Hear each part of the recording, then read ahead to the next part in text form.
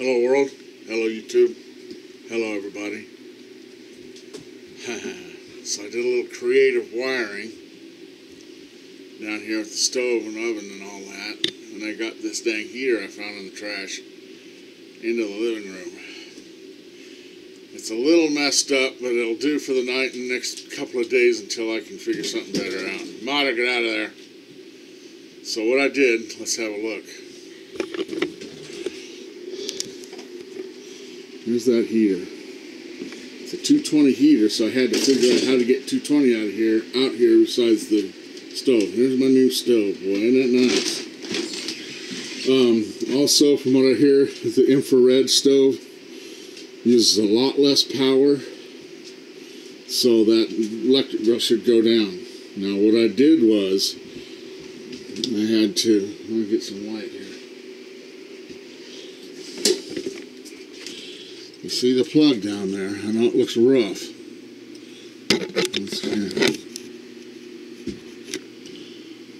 Let's see. I gotta put the cover on, I know that. I just got it going for now. I made a pigtail out of another oven or stove plug-in. And that went to, where is that? That plug-in, because that socket is utterly different. I got 3 different dang sockets. Yeah, I know it's a little filthy back here, but you know, I've been in this house for going on 16 years, and this is back into the oven. So anyhow, so I wired into that plug for that thingy. That's coffee ground I spilled. All into here and into this here. Mata, out! To this here heater. Now what I can do is, if I really get spooked, is I can unplug the heater. I'll clean that out. I know it looks bad. And use the stove, but I turned on one of the burners to the stove with the heater on, and I didn't have any real problems. All it'll do is trip the breaker. I won't have any real issues. So now I have heat in the living room. Good heat. Instead of these dang million space heaters. And the kerosene lanterns I've been running. The kerosene lanterns, they do an excellent job. The kerosene is about $6-8 a gallon. So that's not cost effective. So there I go. I finally got that done. And I'll sweep that out. Because I kind of crashed and burned around in there. That's why it's messed up. And get it going on. I might suspend that plug-in to where I can unplug it at will.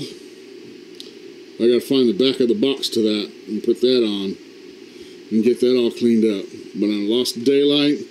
I'm using my phone's, light to get it done. And I got this old nasty stove out of here. Finally, that thing was killing me. It cost me an arm and a leg to run it. I know it looks rough, but like I said, I've been in this house for 16 years, 5 kids, any number of idiotic, you wouldn't believe the life I've led in this house. But hey, it takes a special kind of talent, and fortitude to be able to do things like that. See, there's that heater. That heater almost caught the dang back bedroom on fire while Zoe was back there sleeping. So I don't like dang space heaters at all. Ooh, that's nice. I got to get switches for that. I'll go to Radio Shack and get the little toggly switches that go to it. And get into it and replace some switches. So, them there. So I can do that. The face comes off. I don't think I'll have a problem there. So there it is. I got living room heat project done. Let's see if I can pull this off. And that, people, is how you live by your wits, not by your worries. So, peace. Bye. Oh, not too bad. Okay, follow up on the old heater job. It's nice and warm in here. It's the warmest I've felt this house since, the furnace went out. I had to shut it off because it's just broke. Somehow it's leaking carbon monoxide into the vents. But, I'm in my t-shirt. It's warm as toast in these whole front 3 rooms. Now look. So there you go. I got cleaned up. You know, and it's on low.